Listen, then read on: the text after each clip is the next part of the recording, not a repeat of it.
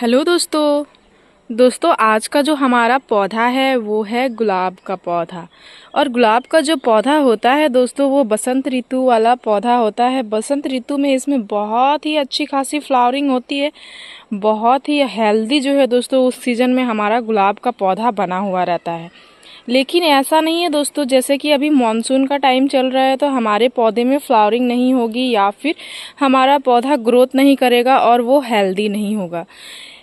अगर आप अपने पौधे की अच्छे से केयर करते हो, अच्छे से उसको न्यूट्रिशन, सारा ही न्यूट्रिशन बहुत ही अच्छी मात्रा में देते हो, तो कोई भी सीज़न हो दोस्तों आपका जो पौधा है वो बहुत ही अच्छी खासी फ्लावरिंग भी करेगा और उसमें ग्रोथ भी जो है वो बहुत ही अच्छी खासी आएगी। बस आपको अपने पौधे को बहुत ही अच्छे से केयर करने की आवश्यकता है, क्योंकि गुलाब का जो पौधा होता है ये एक बहुत ही ज़्यादा सेंसिटिव और केयरिंग प्लांट होता है। जो भी गार्डनर्स हैं अपने गार्डन में गुलाब के पौधे लगाए हैं तो उनको बहुत ही अच्छे से मालूम होगा दोस्तों कि गुलाब के पौधे की कितनी अच्छे से केयर करने की आवश्यकता होती है। तो आज की इस वीडियो में मैं आप सभी को पूरा ही संपूर्ण जानकारी दूंगी कि आपको अपने गुलाब के पौधे की अभी किस तरह से केयर करनी है और उसको जो है दोस्तों कौन सा न्यूट्रिशन देना है।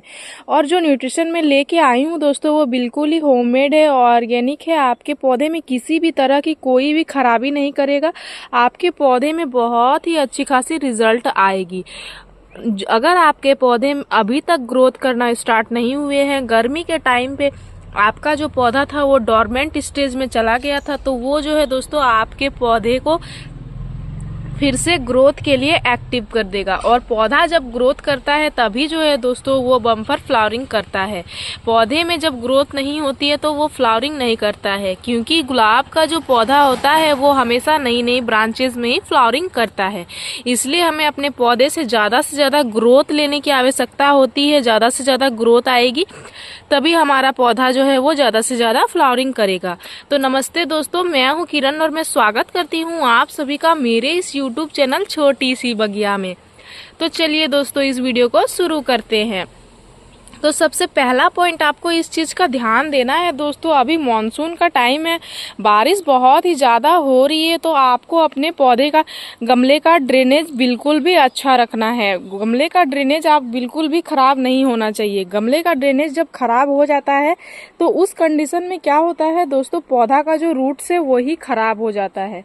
क्योंकि जैसा कि मैंने आप सभी को बताया कि ये एक बहुत ही ज़्यादा सेंसिटिव पौधा है, तो आपको यह भी जानने की आवश्यकता है कि पौधे में जो है दोस्तों इसको ज़्यादा चिपचिपी मिट्टी पसंद नहीं होती है। अगर आपके गमले की मिट्टी ज़्यादा चिपचिपी रहेगी गुलाब के पौधे की तो उसके जो रूट्स हैं वो सड़ जाते हैं।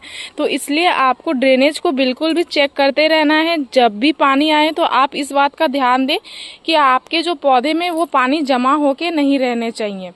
तो सबसे पहला पॉइंट आपको अभी मॉनसून में इसी चीज़ का ध्यान देना है। उसके बाद दूसरा चीज़ आपको जिस चीज़ का ध्यान देना है दोस्तों वह यह ध्यान देना है कि आपको अपने गमले की मिट्टी की गुड़ाई जो है वो 10 से 15 दिन में एक बार करते रहनी है। क्योंकि अगर आप गमले की मिट्टी की गुड़ाई नहीं करते हो तो गमले की जो मिट्टी है दोस्तों वो बहुत ही ज़्यादा हार्ड हो जाती है, और गमले की मिट्टी हार्ड हो जाने के कारण भी जो उसका ड्रेनेज होता है वो ख़राब हो जाता है। इसलिए समय समय पे गमले की मिट्टी की गुड़ाई भी ज़रूर से ज़रूर करते रहें।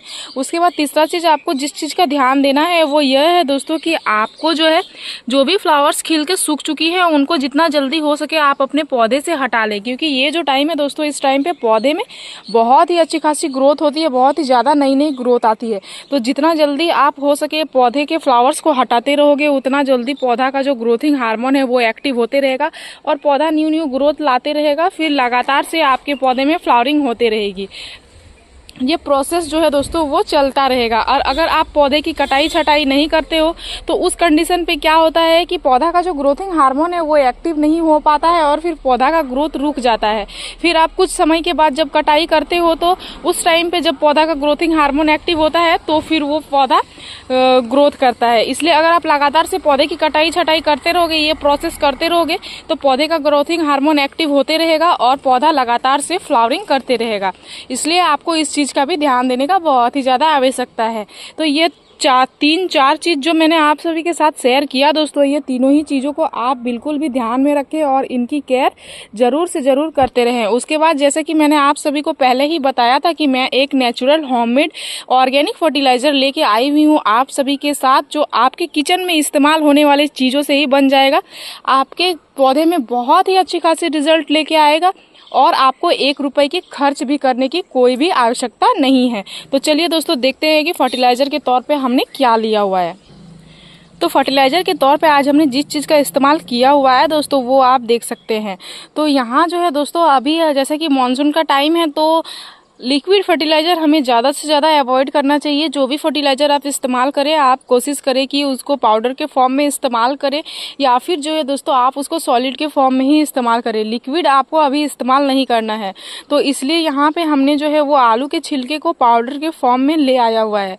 और आलू का जो छिलका होता है दोस्तों, ये माइक्रो न्यूट्रिशन का भरमार होता है। आपके पौधे की ग्रोथ को ये बढ़ा देता है और तो और फल और फूल लाने के लिए आपके पौधे को ज़्यादा से ज़्यादा प्रेरित करता है। तो जैसे कि गुलाब का जो पौधा है वो फ्लावरिंग प्लांट है, तो हमें ज़्यादा से ज़्यादा इससे हैवी फ्लावरिंग लेने की आवश्यकता होती है। सारे ही लोग वो चाहते हैं कि हमारा जो पौधा है वो बहुत ही अच्छी खासी फ्लावरिंग करे। तो ये जो फर्टिलाइज़र है दोस्तों, ये उसके फ्लावरिंग को एक्टिव करने में बहुत ही अच्छे से हेल्प करेगा और आपका जो पौधा है वो बहुत ही अच्छी खासी फ्लावरिंग भी करने के लिए तैयार हो जाएगा।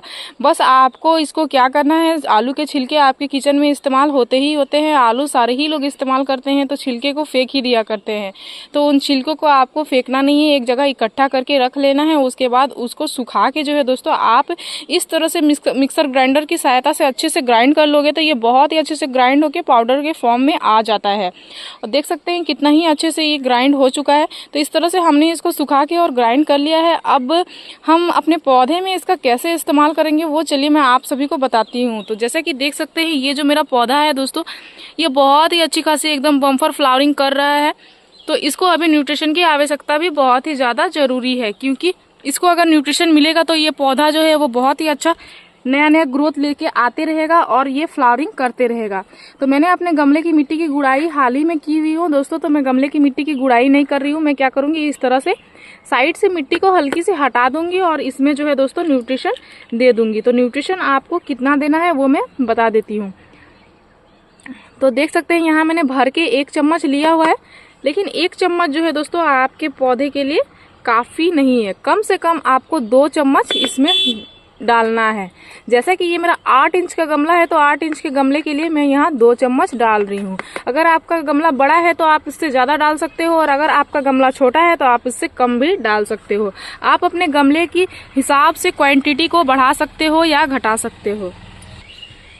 मेरे पौधे में फ्लावरिंग हो रही थी तो मैंने इस फर्टिलाइज़र का इस्तेमाल किया है दोस्तों। जिनके पौधे में अभी तक फ्लावरिंग स्टार्ट नहीं हुई है, बस इस तरह से ग्रोथ हो रही है, उस पौधे में भी आप इस फर्टिलाइज़र का इस्तेमाल कर सकते हो। आपके पौधे में बहुत ही अच्छी खासी रिजल्ट आएगी। मैं हमेशा जो है दोस्तों किचन वेस्ट फर्टिलाइज़र का ही इस्तेमाल करती हूँ। और देख सकते हैं मेरे जो सारे ही पौधे वो कितनी अच्छी एकदम बम्पर फ्लावरिंग कर रहे हैं, और सारे ही पौधे की जो हेल्थ भी है दोस्तों वो बहुत ही अच्छी खासी बनी हुई भी है। तो इस तरह से आपको अपने पौधे की हेल्थ को खास करके बरकरार रखना है। पौधा का हेल्थ बना हुआ रहेगा तो वो समय पे फ्लावरिंग करता ही करता है। इसलिए आपको केयर टिप्स को भी फॉलो करना बहुत ही ज्यादा जरूरी है। केयर करना ही जो है दोस्तों वो जरूरी है। उसके बाद सेकंड काम है आपको न्यूट्रिशन देना। तो आप अपने पौधे की केयर पहले अच्छे से करें, उसके बाद जो है दोस्तों आप अपने पौधे को इस तरह से होममेड न्यूट्रिशन दे सकते हो। ज्यादा से ज्यादा आपको केमिकल फर्टिलाइजर अवॉइड करना ही जो है दोस्तों वो जरूरी है, क्योंकि केमिकल फर्टिलाइजर जो होता है वो हमारे पौधे को जल्दी रिजल्ट तो पहुंचाता है, लेकिन वो बहुत ही जल्दी हमारे पौधे को खराब भी कर देता है। इसलिए मैं ज़्यादा से ज़्यादा केमिकल फर्टिलाइज़र का अवॉइड करती हूँ। तो मैंने और इस फर्टिलाइज़र का इस्तेमाल जो है दोस्तों आप 15 दिन में एक बार कर सकते हो, लेकिन 15 दिन जब आप इस फर्टिलाइज़र का इस्तेमाल कर लिए हो तो फिर दोबारा से आपको दूसरा कोई भी फर्टिलाइज़र अपने पौधे में नहीं देना है। आपको इस बात का भी ध्यान रखना है। और गीली मिट्टी में भी आप इस फर्टिलाइज़र का इस्तेमाल कर सकते हो, क्योंकि बहुत सारे लोगों को यह भी डाउट होता है कि गीली मिट्टी में हमें फर्टिलाइज़र देना है या नहीं देना है, क्योंकि मानसून का अभी टाइम चल रहा है। तो गीली मिट्टी में आप इस तरह से फर्टिलाइज़र को दे सकते हो। आपके पौधे में किसी भी तरह की कोई भी खराबी नहीं आएगी। तो मेरी इस छोटी सी वीडियो में दी गई जानकारी अगर आपको अच्छी लगी दोस्तों तो मेरे इस वीडियो को लाइक शेयर जरूर कर दीजिएगा। अगर आप इस वीडियो के माध्यम से हमारे चैनल पे नए आए हैं तो हमारे इस चैनल को सब्सक्राइब कर लीजिएगा। इस वीडियो को पूरा देखने के लिए आपका धन्यवाद। मिलते हैं अगले वीडियो में। नमस्कार।